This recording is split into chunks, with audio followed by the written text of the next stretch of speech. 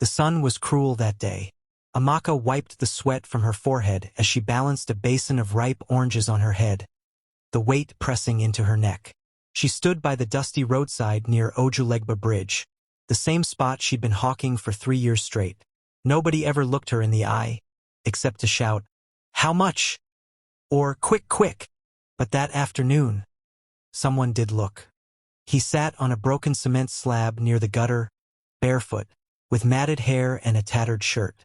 Homeless, thin, yet his eyes were clear, dangerously clear, like he'd seen both heaven and hell. "You go by?" she asked, her tone flat. The man didn't reply. Instead, he smiled. Not the kind of smile you give a stranger. It was soft, familiar, like he already knew her. Amaka blinked. "I say, you go by orange?" He finally spoke. "I don't have money, but I can trade you something." She rolled her eyes. "Nah joke? Wettin' you on trade, your slippers."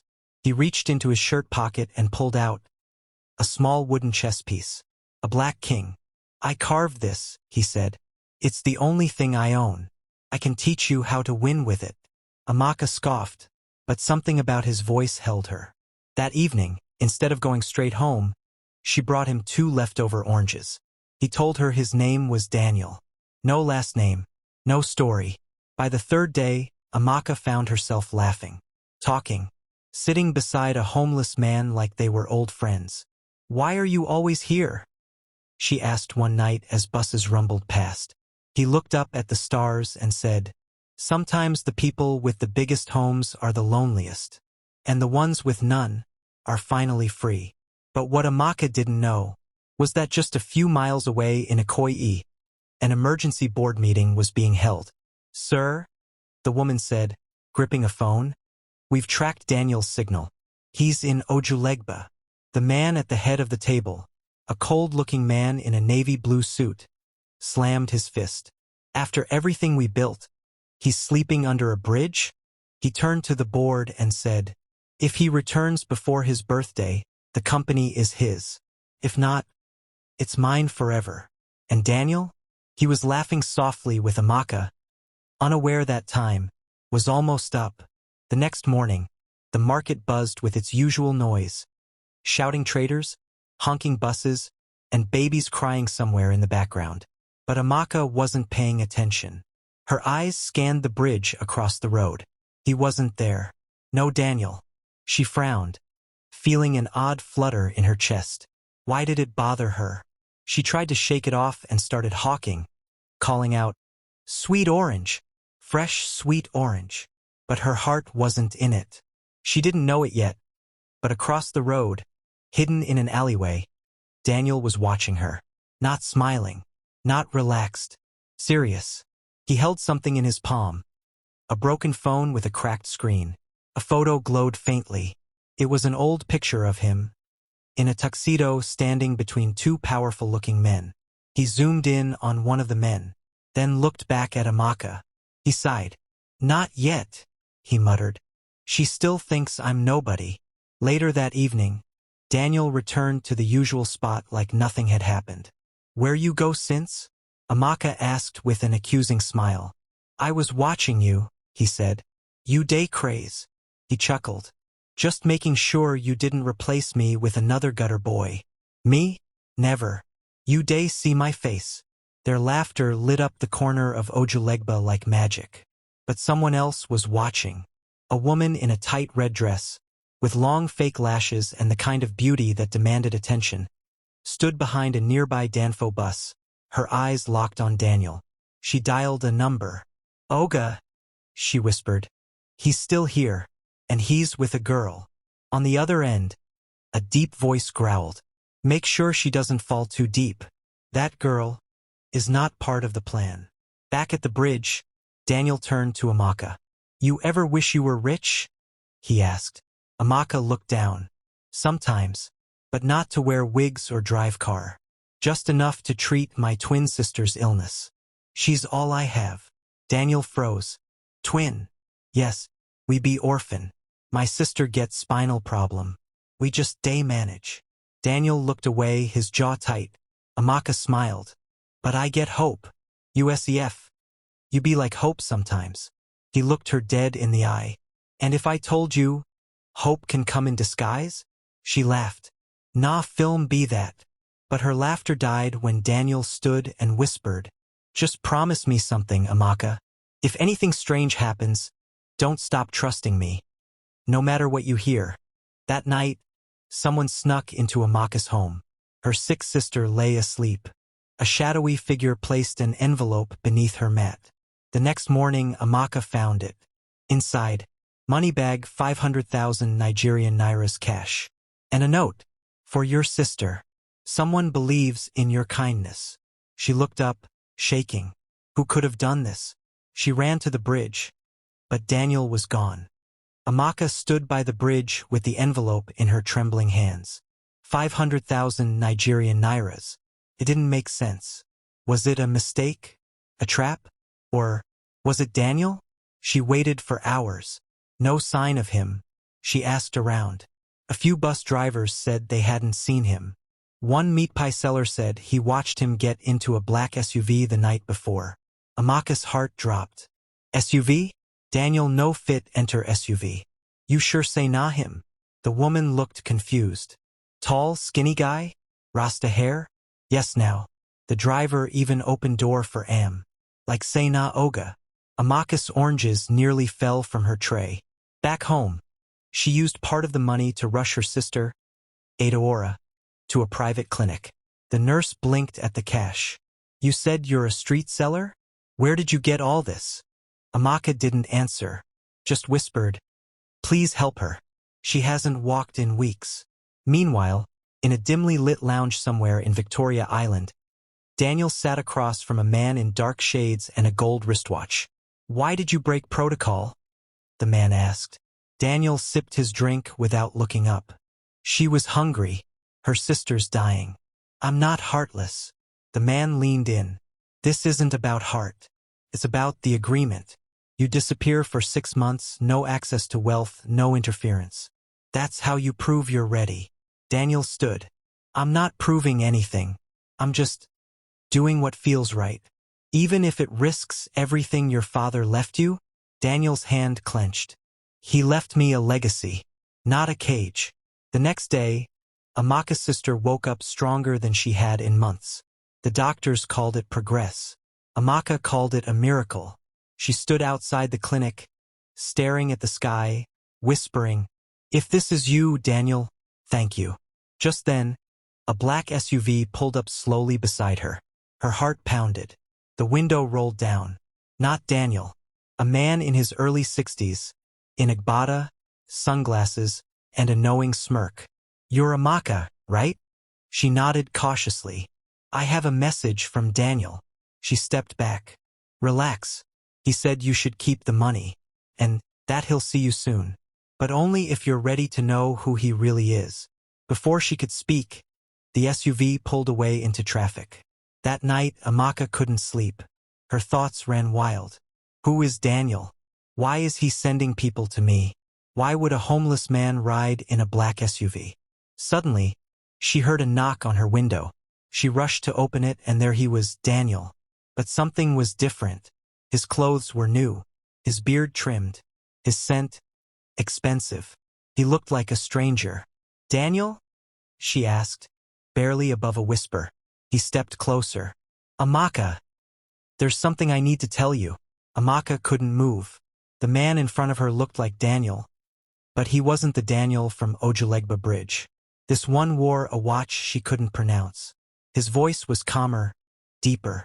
His eyes, still the same, but carrying a weight now.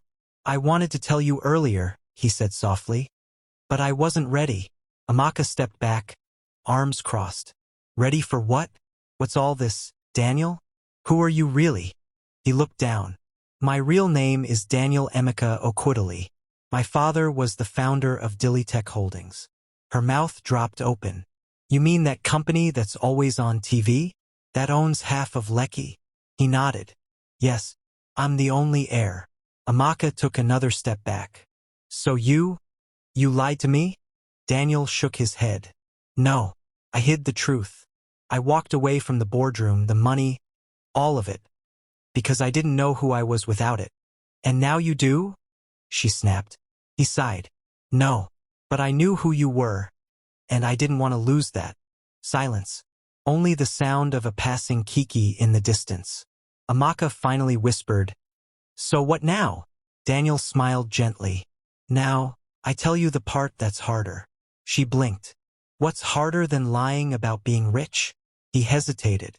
"There's someone who doesn't want me to return to the company. If I don't claim it by my birthday, which is in 5 days, everything goes to my uncle."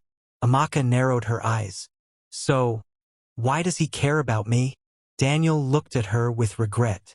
"Because he knows you're the reason I might go back. And he's willing to do anything to keep that from happening." That night, someone slipped a letter under Amaka's door. Inside it read, "Stay away from Daniel, or your sister will pay the price." Amaka rushed into her sister's room. She was still asleep, shaking, burning up with fever again. Amaka's hands trembled. She looked at the letter, then at her sister, then at the chess piece Daniel gave her weeks ago. She clenched her jaw. The next morning, Daniel waited for her at the usual spot. She didn't come. She didn't show up the next day either. But on the third day, Daniel's phone rang from an unknown number. When he picked up, Amaka's voice cracked through the speaker. "Daniel, I'm sorry. I can't do this anymore. Don't call me. Please." Then silence. Daniel stared at the phone. He knew that voice. It wasn't rejection. It was fear. And he knew exactly who was behind it. He whispered under his breath, "Uncle Tiga, you just made this personal." Amaka sat on the floor of her small room, hugging her knees. Her sister Adaora lay on the mat beside her, too weak to even speak. The letter lay crumpled in the corner. Every time she looked at it, her chest tightened. Whoever wrote it meant it. And she couldn't risk her sister's life. Not for love, not even for Daniel. 3 knocks on the door. Then silence. Amaka stood slowly and opened it. It was the woman in red again, the same one who watched Daniel from afar days ago. "You did the right thing," the woman said coldly. "But it's not over." Amaka's voice shook. "Please, just leave us alone." The woman handed her another envelope, thicker this time. "Nigerian naira 2 million. Use it to leave Lagos. Disappear. That's the deal." Amaka's jaw tightened. "This is blood money." The woman shrugged. "Or life insurance. It's your choice." She turned and walked away. Meanwhile, Daniel sat inside a dark SUV, fists clenched, phone in hand. His team had traced the voice on the call. Uncle Tiga's bodyguard had hired a woman named Sharon, the same woman who approached Amaka. Daniel gave the order, "Track her. I want to know everyone she meets. And if she touches Amaka again." He didn't finish the sentence. At the hospital, Adaora's condition had worsened. The 500,000 Nigerian nairas was gone. Amaka looked at the new envelope. 2 million Nigerian nairas. She could take Adaora abroad with this. Maybe even get surgery. But Daniel, her chest tightened. Could she really walk away from the only man who saw her soul, just to protect the one person she loved most? She cried silently that night, her tears soaking into Adaora's blanket. 3 days later, Amaka left Ojulegba. Gone. No trace. Daniel searched every corner, spoke to every trader, every bus driver. Nothing. He stood at the bridge, staring into traffic, clutching the chess piece he once gave her. "You're not gone," he whispered. "You're just protecting me." But then, a message arrived on Daniel's phone. Unknown number. 1 sentence. "If you want to see her again, don't show up at your father's company on your birthday." Daniel's heart pounded. His birthday was in 2 days. He stood up slowly, his eyes burning. This isn't about the company anymore. It's war. Daniel hadn't slept. His mind replayed every word of that message. "If you want to see her again, don't show up at your father's company on your birthday." But not showing up meant everything. It meant losing the company, his father's legacy, and now possibly Amaka. He stood by the window of a quiet hotel in Ikoyi, still holding the old chess piece he had carved from wood. The Black King. He turned to his assistant. a quiet but sharp young man named Nosa. How far with the trace? Nosa nodded. We found something. Amaka bought 2 flight tickets yesterday to Enugu. One for her. One for her sister. Daniel's heart thumped. She's running. Looks like it. But the money used came from an account tied to Sharon. Your uncle's fixer. Daniel's fists clenched. Meanwhile, Amaka sat quietly in a near-empty airport lounge. Her sister, Adaora, rested with her head on Amaka's lap. They were leaving Lagos, disappearing like ghosts. Tears threatened to fall again, but Amaka fought them back. If I stay, he'll lose everything. If I go, maybe he'll be safe. She looked at her sister's face. Peaceful, weak, innocent. She had no choice. But just minutes before boarding, her name echoed through the speaker. Passenger Amaka Okoye. Please come to the front desk immediately. Her chest tightened. She stood slowly, approached the counter, and there he was, Daniel, standing behind the glass, looking like he hadn't slept in days. Amaka froze. What are you doing here? She asked through the glass. I should ask you the same thing, he said quietly. I'm saving your life. He shook his head. And I'm saving yours. You think running will protect me? You think letting a criminal steal my father's life's work will fix this? She blinked. Daniel, he said. Daniel stepped forward. Let me lose everything. But don't let me lose you. Before she could speak again, security approached. Daniel raised a hand. It's okay, he said. I'm leaving. He turned to Amaka one last time. I go to that boardroom tomorrow. Whether you're in my life or not, I won't run.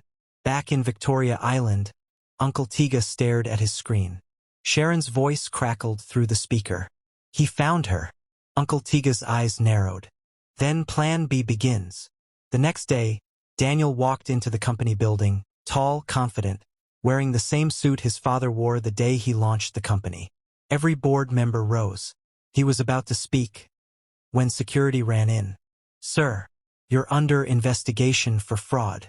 There's a warrant for your arrest. The room gasped. Daniel turned slowly, and there, at the back of the room, stood his uncle, smiling. Gasps rippled across the boardroom like thunder. Daniel stood motionless, his expression unreadable as 2 officers stepped forward, handcuffs in hand. The lead officer spoke firmly.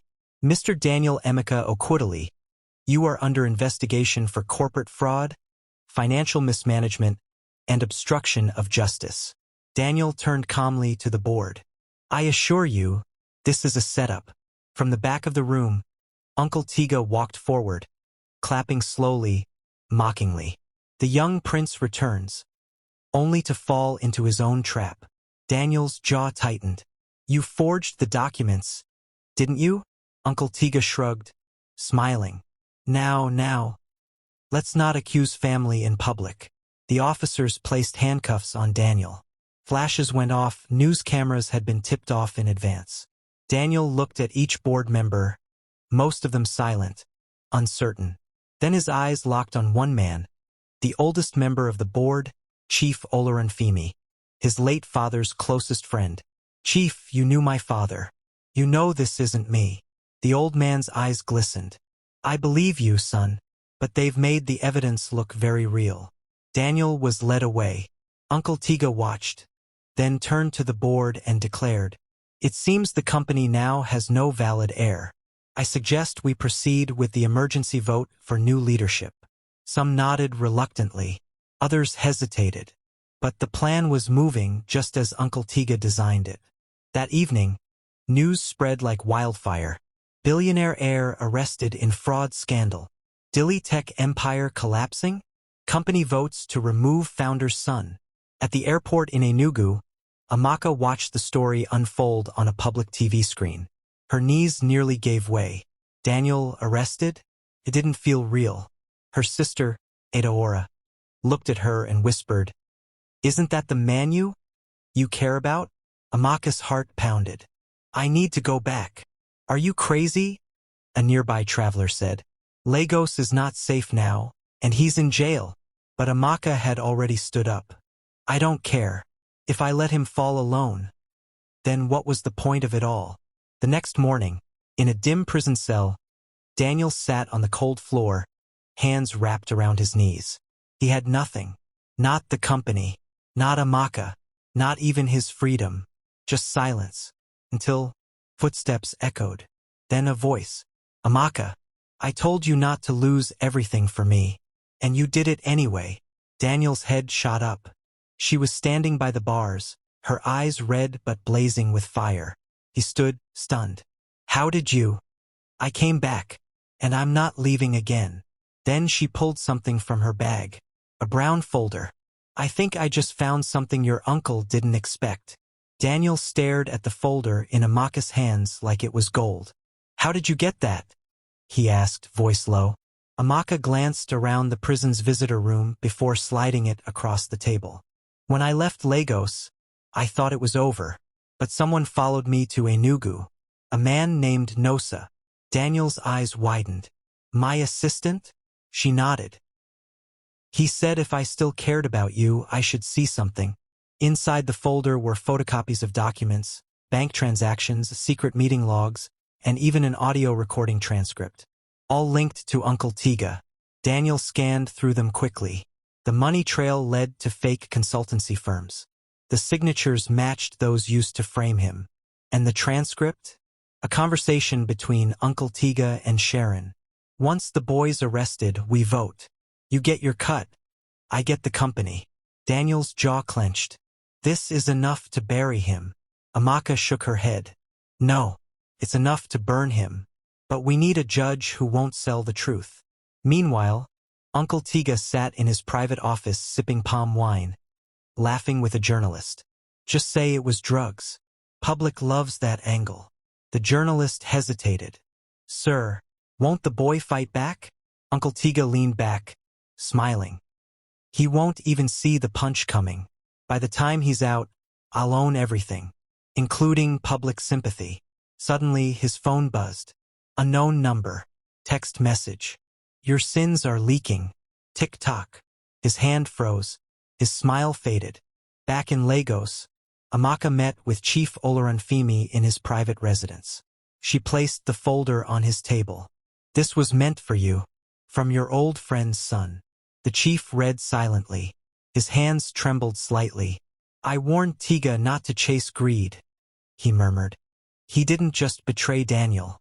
He betrayed Dilitek. Amaka leaned forward. You're the only board member respected by both sides. If you present this at the emergency vote, they'll listen. The chief looked at her for a long moment. You're not just a girl selling oranges. Amaka smiled faintly. No, sir.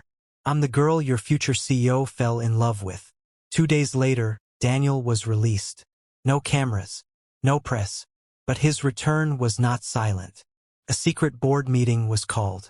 And when Daniel walked into the room with Chief Oloranfimi, Amaka, and 3 lawyers, Uncle Tiga nearly choked on his water. What is this? He spat. Chief Oloranfimi placed the folder on the table. This is your end. Daniel stepped forward. You thought you could steal everything, but you made one mistake. He looked at Amaka, then back at his uncle. You underestimated the girl with oranges. But before a word could be said, bang! A loud gunshot shattered the glass window of the boardroom. Everyone hit the ground. Panic. Screams. Daniel crawled to Amaka and shielded her with his body. More shots rang out. Chaos. Someone was trying to silence the truth. Permanently. The boardroom was in chaos. Glass shattered everywhere. People screamed. A security guard yelled for everyone to take cover. Amaka clung to Daniel, trembling.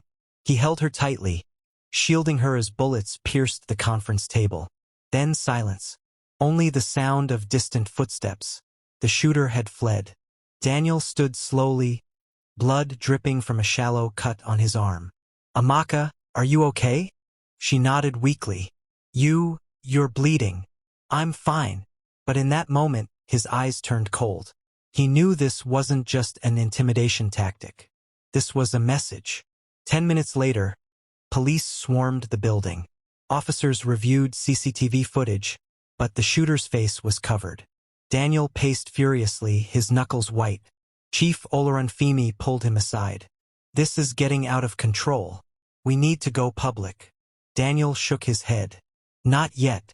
I want every document, every audio, every video we have. If we're ending this, we're doing it loud. Meanwhile, Uncle Tiga sat in his penthouse, calm, sipping brandy. Sharon stood nearby, checking her phone. Is it done? He asked. Sharon nodded. No deaths, but the message was delivered. Tiga smirked. Good. Let him know his life has a price tag. She hesitated. Sir, if this backfires, it won't just be business. It'll be blood. He stood up and stared out the window. Let it bleed, then. I've waited too long. The next morning, a live video dropped on social media. It was Daniel, standing before a Dilitech logo. Calm, serious, powerful.